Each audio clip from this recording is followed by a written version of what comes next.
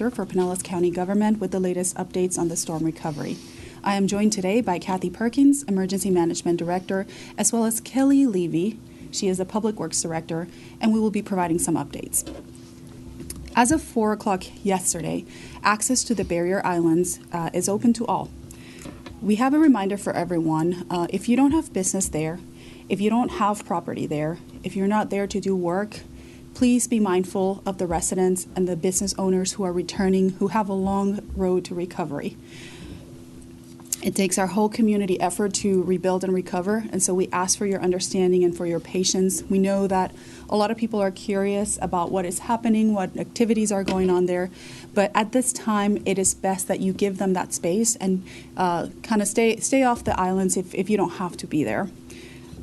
We do want to thank all of our law enforcement partners at the Sheriff's Office and the Municipal Police for all of their efforts over these past several days to ensure the safety of everyone. Even though we have seen some areas of the county come back online, the beaches and the barrier islands will be taking a little longer to recover.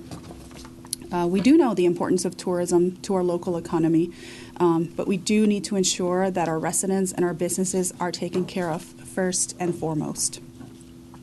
Though no specific timeline can be provided, the road to recovery has begun, as I mentioned, and it will take some time.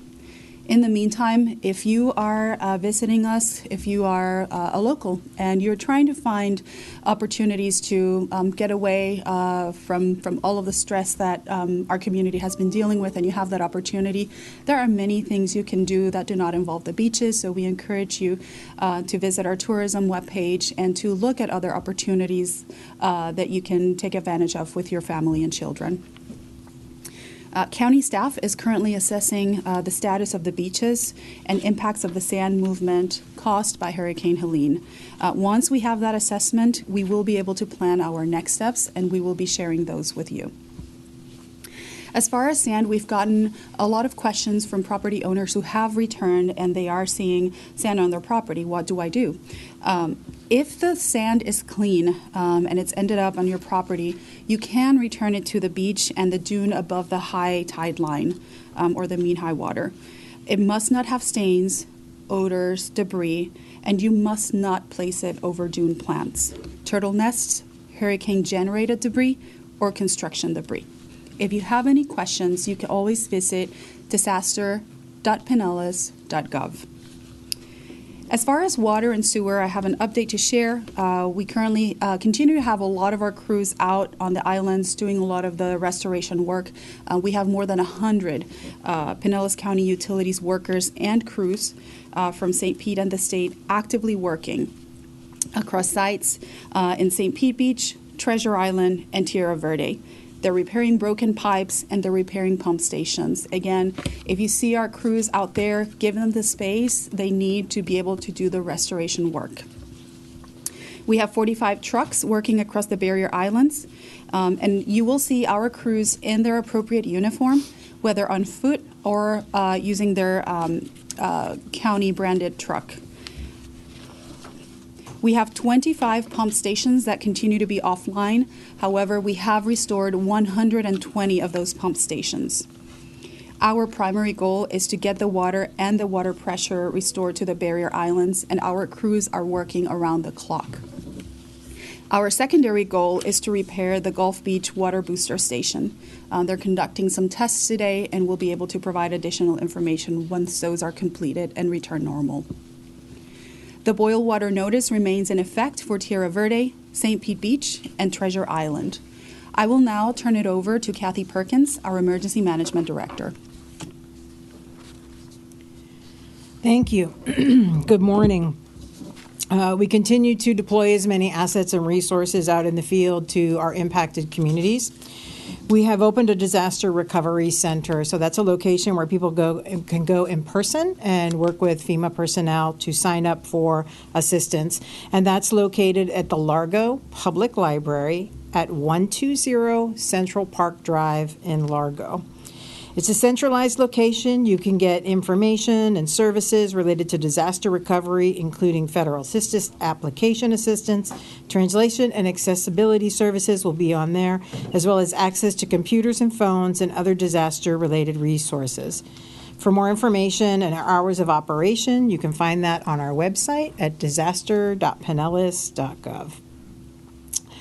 Residents can also register for FEMA assistance online at disasterassistance.gov or via the FEMA app or by calling 1-800-621-FEMA, which is 3362. And I would highly encourage anyone and everyone that has been impacted by this event to please register so we know what you need.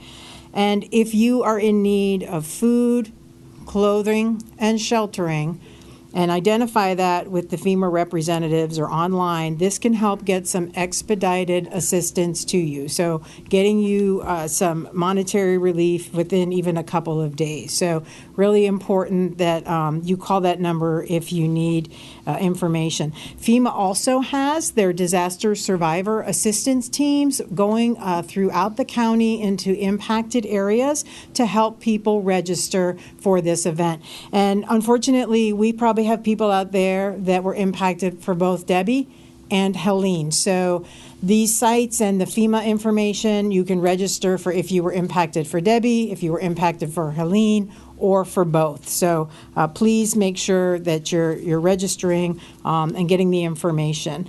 And we've been talking with our municipalities every day as they identify communities in the public that may need assistance, whether it's a 55-plus community, a mobile home community, anybody that maybe was flooded that we haven't gotten out to yet or we haven't seen teams coming in there. Please let us know, and you can call our county information number at 727-464-4333, and we will work to get crews out there. We have lots of different assessment teams that can come out. They can also bring resources out into those communities.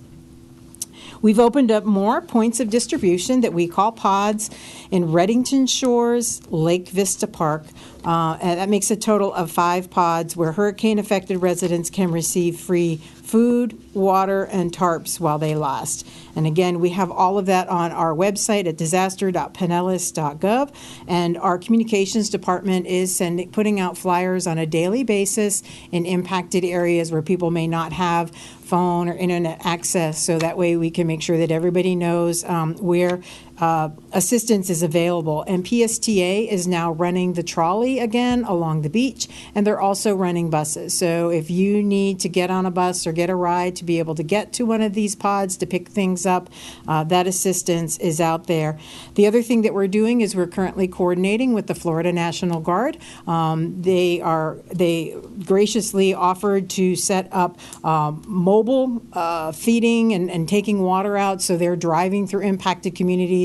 So if you're not able to get out to a pod or you're really busy cleaning your home, they are traversing through some of these hard-hit areas. As of this morning, our pods have distributed 63,392 meals ready to eat, 123,984 cases of water, 1,584 pallets of tarps, and 4,950 pallets of ice. So we know that you're still in need out there. It's hot and humid, so please hydrate, please take breaks, please follow safety. We're getting more cleanup supplies, and we're also getting masks and gloves and goggles so people can be as safe as possible as they're cleaning out their homes. And we're working with the municipalities where we see needs so we can get that out to the community. The Department of Children and Families has opened up a family resource center at the Bridgepoint Church. That's located at 6690 Crosswinds Drive, North St. Petersburg. At that site, they have food, water, diapers, wipes, and some cleaning supplies, as well as resource information for Activate Hope.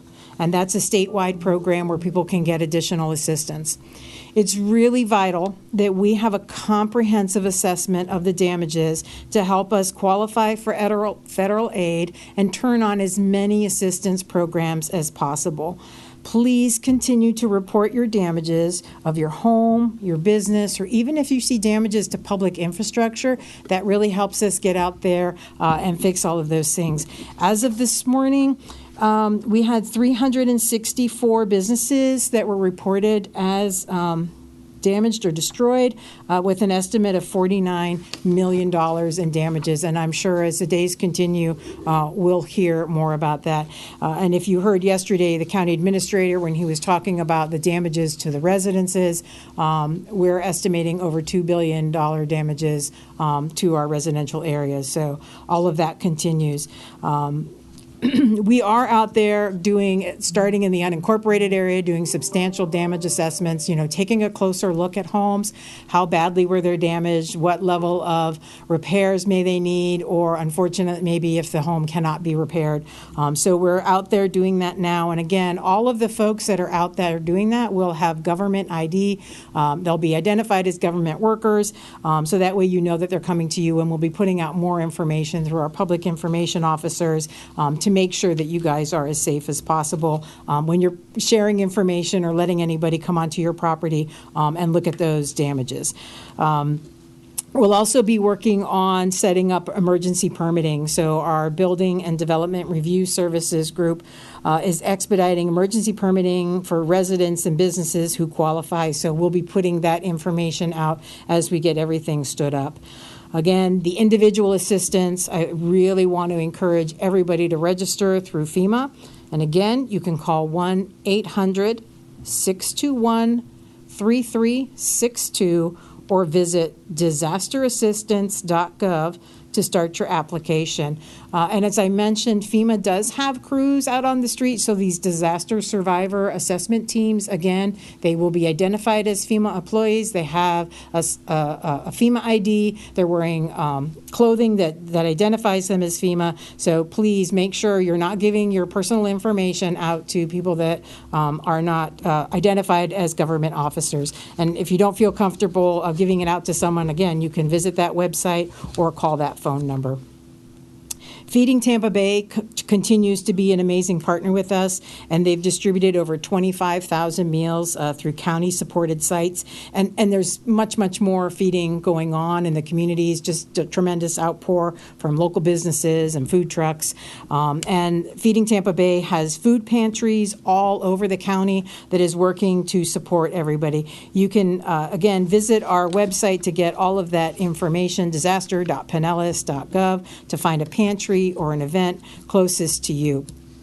Starting today, the barrier islands can receive free food, water, and tarps at different points. As long as that stuff is still available, and those pods are open from 7 p.m. on St. Pete Beach, Treasure Island, and Tierra Verde. And again, we've got all that information at disaster.pinellas.gov. And for those of you on the islands, if you don't have access to internet or phone, we have those flyers that we're sending out on a daily basis. If you've been in your home and you no longer want to stay there, and so your power may have come on, but maybe something's wrong with your air conditioning. And again, it's hot and humid. If you don't want to stay in your home, we do have shelters available. You can call our County Information Center at 727-464-4333, and you're welcome to come in there. We have some folks that are just coming in there, sleeping at night, and then going out to work or going out and repair their homes. And we are working on non-congregate shelters. We're working to try to find locations for the people that have been in shelter, some of them for more than a week now. So we want to get those places opened up, and then as we get more programs turned on, we'll continue to let the public know, other locations where they can go. And if you want to come into those shelters, you're welcome to bring your pets. If you have special needs or medical needs, we have those services for you. So please, please don't hesitate if you need that. We still have many communities with cooling stations at libraries and community centers with electricity and air conditioning, and we have a full list of these on our website. And I do just want to talk a little bit about the power. Duke has done a tremendous job, as is TECO, throughout our community. So just know that when they go out and repair power, they look for like where those pockets of outages are. So when they think that they've repaired those outages, they will clear that. So if you live in a neighborhood and your business or your home is still without power, but you see that your neighbors have it, make sure that you put in a new ticket with Duke, right? So that way they can come out and assess it. It may be that the transformer that serves a couple of homes, there was an issue with it. The other thing is there could be issues at your home itself. So we want to make sure that everybody's being safe, that you're getting an electrician out there to check that out. We're really trying to avoid having house fires. So working very closely with Duke as we restore power. We actually have a team of forgot the name, fire marshals that have come in from the state and are helping to do inspections, especially of these homes that had the major damages, so that way they can inspect that before Duke re-energizes them, because again, we want to avoid having more house fires. Lots of resources in the community. Again, you can visit our website at disaster.pinellas.gov or call our County Information Center at 727-464-4333. That center is open from 8 a.m. to 6 p.m. daily. And, please be wary of people coming in that are soliciting either to do work for you. Make sure that they're a vetted contractor.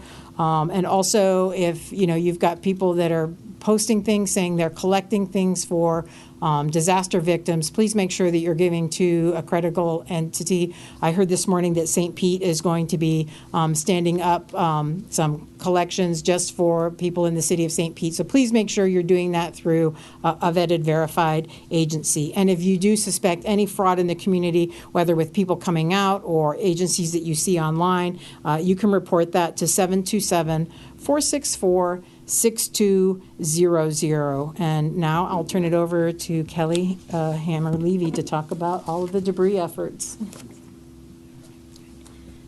Thank you, Kathy. We started the pickup within some of the unincorporated areas this morning. Those areas where we started include Crystal Beach, Ozona, Indian Bluff Island, and West Palm Harbor. We are also picking up in western Leelman and the unincorporated area of Seminole. The maps and the schedule are online. They're both available in a GIS map, also available in PDF form at pinellas.gov/debris. I really want to reinforce that we are focusing on those areas that were hit the most by the flooding. If you are an area like me who experienced a lot of wind and I have twigs and leaves at my house, I place those things in my normal trash receptacles for routine pickup when our waste hauler can get there. We have a lot of very impacted areas and we need to help them get that debris out of their communities. There are very stringent sorting requirements for this debris, and you can help us help you by making sure this material is sorted properly. So we have a map that's going out that's being hand delivered, but it's also on our website that shows you how specifically to sort that debris. We do need you to place regular household trash as you normally would in your trash receptacle. Things like flooded mattresses and furniture, C&D, so drywall, any type of materials like that is one pile. Then we need you to sort your electronics, like a let's say your TV flooded, that needs to go in your regular household trash. And we need vegetative debris in its own pile as well. If you have taken all of the debris and dumped it in one big pile, unfortunately, we're not going to be able to take it. We have FEMA monitors that are required to follow these debris contractors and make sure every pile is truly storm-related debris before we can take it. So again, please help us by sorting that material as we are showing on the flyer, as we're showing online. It'll help us get that debris out of your yard as quickly as possible. I also don't want anyone to panic. Maybe the truck came through and you missed it. It's not going to be one pass. We're going to be there again, all right? And a lot of folks, we've seen debris stacked from the right-of-way line all the way to their garage. It's going to take a couple of passes to help you get that off of your property. So be patient with us as we work through this process. Another thing I wanted to talk about is blocking roads. Obviously, with all this debris, you may not have a place to park. You may have contractors at your house. These are very, very large trucks. They are 60-yard dump trucks with picking equipment that is going to take that material, place in a truck. If the truck can't get through, then they're going to have to reroute and come back later. So please look for alternative parking so that we can get through there again to help you get that material off of your property. I also want to take a moment. There are some mobile home parks within our immediate pickup area. The contractor cannot go into private roads, so that debris will need to be brought out to a county right-of-way for us to pick it up and sort it properly.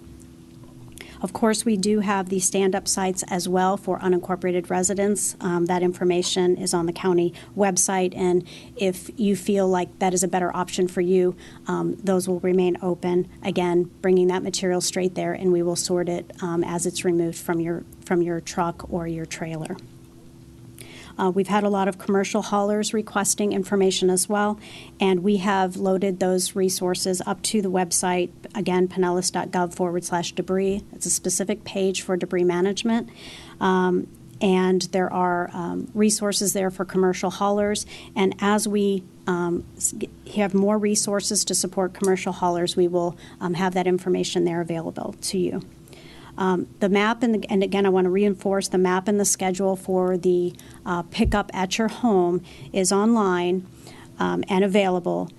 If you're wanting to know when are they getting to me, that is the place to go. Those maps are up there. They are live. As debris is picked up, the map updates instantaneously. So as we get that scheduling information, as we ramp up, you will start to see more zones open up. So again, please keep checking back there. If you don't have access to internet or Wi-Fi and you want to know the update, again, please call the County Information Center at 727-464-4333 or Pinellas County Public Works at 727-464-8900, and we will help you get that information. Thank you very much, Kelly. We will now open it up for questions from media. We will start with media in the room. If you are a media partner joining us via Zoom, please raise your hand, and at the appropriate time, we will unmute you so you can ask your question. For media in the room, we will go ahead and get started. Yes, I have a question regarding the storm debris. On Tuesday, the county at its main dump site stopped accepting storm debris from commercial haulers. Why was that decision made, and who made that decision? Again, this is a FEMA requirement for our process. So in order to remain eligible for reimbursement through FEMA, we can only accept debris from the unincorporated area. And so, yes, commercial haulers were hauling from we have no idea where and coming there. There are sites where commercial haulers can take their materials to, and that's why we've been sharing that information out. We have flyers at those sites, and we're handing that information to the commercial haulers so they do know where to go. Again, we are actively working, the county's working on resources for commercial haulers because obviously we have a lot of debris and we have a lot of debris needs. And as soon as those resources are available, we'll continue to update and provide that information. So there is one location right now for commercial haulers in all of Pinellas County. Are you saying the county plans to add additional locations so it's more than just one? Those are private. The commercial haulers, there's not just one, there's several. It's on the website.